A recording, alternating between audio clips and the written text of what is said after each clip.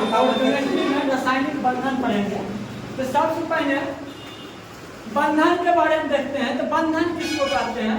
तो परमाणु को आपस में जो जोड़ कर रखता है उसे हम क्या कहते हैं? बंधन कहते हैं। तो बंधन क्या कहते हैं? जब दो या दो से अधिक परमाणु को जो जोड़ कर रखता है उसी को हम क्या कहते हैं? बंधन कहते हैं। जब दो परमाणु आपस में जुड़ जाता है तब वो कौन सी का निर्माण कर देता है? तो अणु का निर्माण कर देता है। कौन सी का निर्माण कर देता है? तो अणु का निर्माण कर देता है। ठीक है। तो अगर देखा जाए बंधन, तो बंधन दो प्रकार के होते हैं। एक प्रबल बंधन होता है, एक दुर्लभ बंधन होता है। यानी प्रबल बंधन कहने का मतलब एक मजबूत बंधन होता है और एक कमजोर बंधन होता है। मजबूत बंधन जो होता है वो तीन प्रकार के होते हैं। कितने प्रकार का? तो तीन प्रकार का होता है।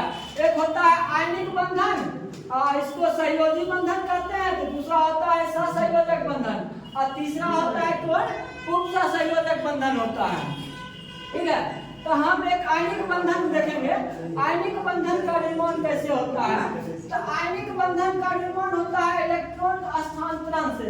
यानी जो धातु इलेक्ट्रॉन का मतलब इलेक्ट्रॉन का क्या होता है? इसमें स्थानांतरण होता है। यानी इलेक्ट्रॉन का त्याग होता है या इलेक्ट्रॉन का ग्रहण होता है। उसके कारण जो बॉन्ड बनता है वो कैसा बॉन्ड बनता है? तो वो आयनिक बंधन बनता है। और कहा जाता है आयनिक बंधन, जैसे एग्जांपल देखा जाए तो सोडियम क्लोराइड देखा जाए। क्या? सोडियम क्लोराइड यानी एक धातु एक अधातु रहता है इसमें। तो सोडियम को क्या होता है? तो सोडियम हो गया 283। ठीक है। 281 कहने का मतलब इसका एक 281 और इसका क्लोराइड क्या हो जाता है? तो 287। ये अक्रिय भौतिक व्यवहार कौन करेगा? सबसे नजदीक होता है तो होता है नियोन। कौन होता है? नियोन होता है। एक इलेक्ट्रॉन की त्याग कर देगा सोडियम, तो कितना हो जाएगा एक आउटर सेल में? एक आउटर सेल में क्या हो जाएगा?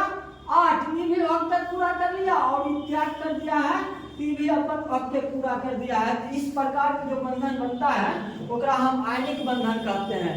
जो त्याग करता है तो धातु कहलाता है। जो त्याग करता है इलेक्ट्रॉन का वो कौन सी कहलाता है? धातु। और जो ग्रहण करता है वो कौन सी कहलाता है? तो अधातु कहलाता है। और ऐसा बंधन जो होता है सबसे मजबूत बंधन होता है। आयनिक बंधन जो भी होता है सबसे क्या होता है? मजबूत बंधन होता है। और कहा जाता है आयनिक बंधन जो है ठोस अवस्था में विद्युत का क्या होता है? कुचालक होता है। और द्रव अवस्था में क्या हो जाता है? सुचालक हो जाता है। ठीक है। आयनिक बंधन ठोस अवस्था में क्या होता है? तो ठोस अवस्था में कुचालक होता है, लेकिन द्रव अवस्था में कहा जाए कि क्या होता है? सुचालक हो जाता है। और कहा जाता है कि जो है ना जल में घुलनशील होता है। कौन भी होता है?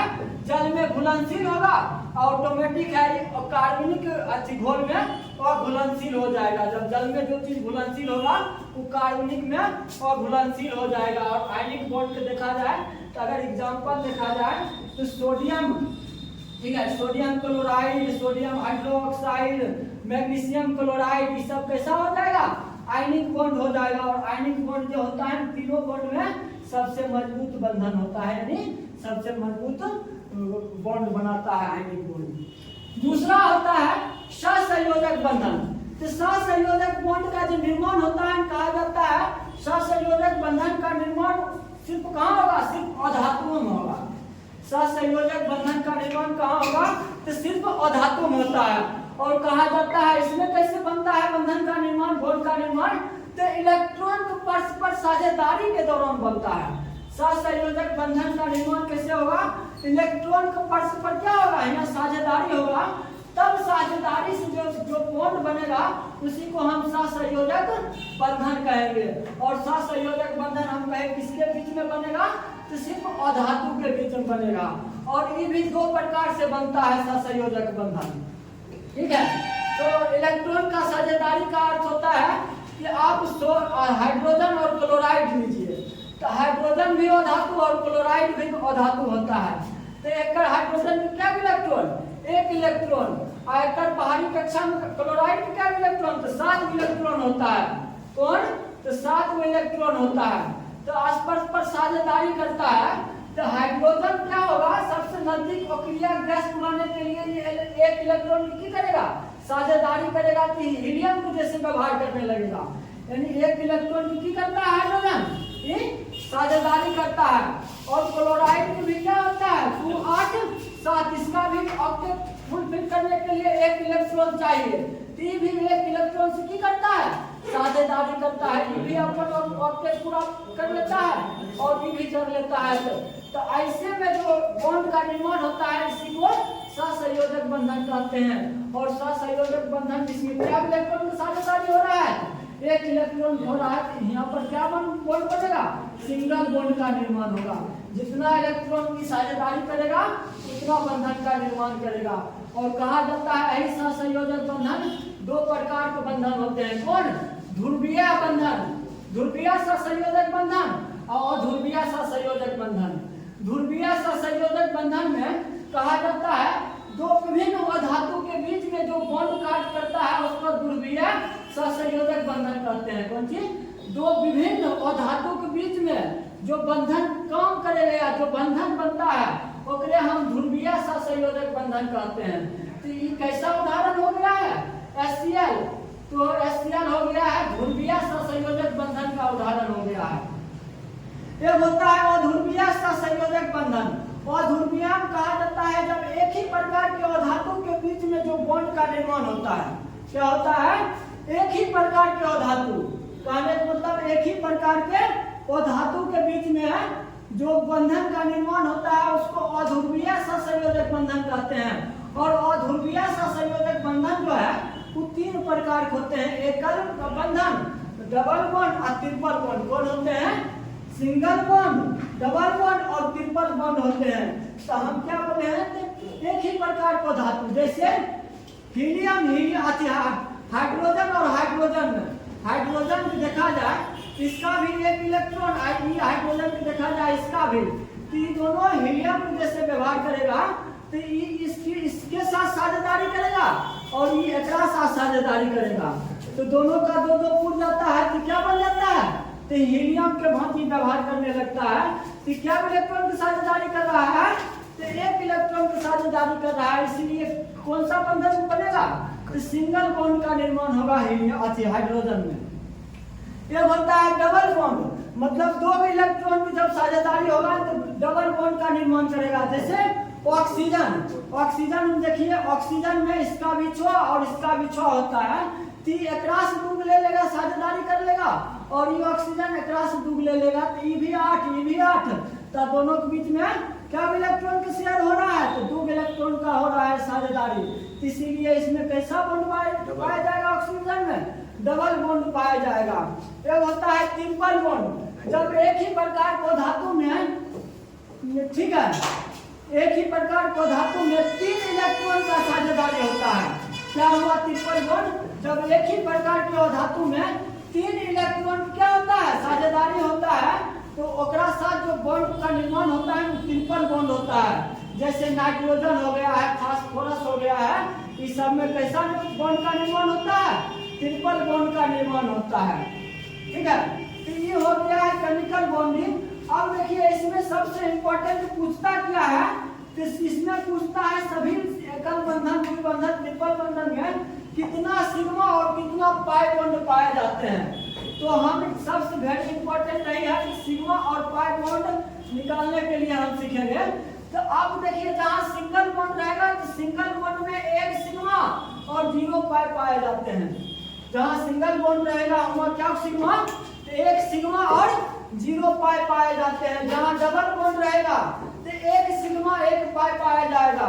जहाँ डबल बॉन्ड रहेगा वहाँ 1 सिग्मा 1 पाई पाया जाता है, और जहाँ ट्रिपल बॉन्ड रहेगा वहाँ 1 सिग्मा 2 पाई पाए जाते हैं। ये हमेशा याद रखिएगा, सिंगल बॉन्ड में 1 सिग्मा 0 पाई, डबल बॉन्ड में 1 सिग्मा 1 पाई, और ट्रिपल बॉन्ड में 1 सिग्मा और 2 पाई मिलते हैं। ठीक है, तो इससे क्वेश्चन पूछता कैसे है, जैसे आपको पूछेगा कि मीथेन में, ठीक है, मीथेन में क्या सिग्मा पाया जाता है, तो मीथेन का स्ट्रक्चर आपको याद रहेगा CH, ठीक है, 4 गो हाइड्रोजन इस साइड। तो हम क्या बोले हैं, तो क्या वो सिग्मा, तो सिंगल बॉन्ड की होता है 1 सिग्मा 0 पाई, तो सिंगल बॉन्ड सब तो सिंगल बॉन्ड का निर्माण कर रहा है, 1 गो 2 गो 3 गो 4 गो, यानी इसमें चार गो कौन चीज सिग्मा बॉन्ड पाया जाएगा, सिग्मा बॉन्ड।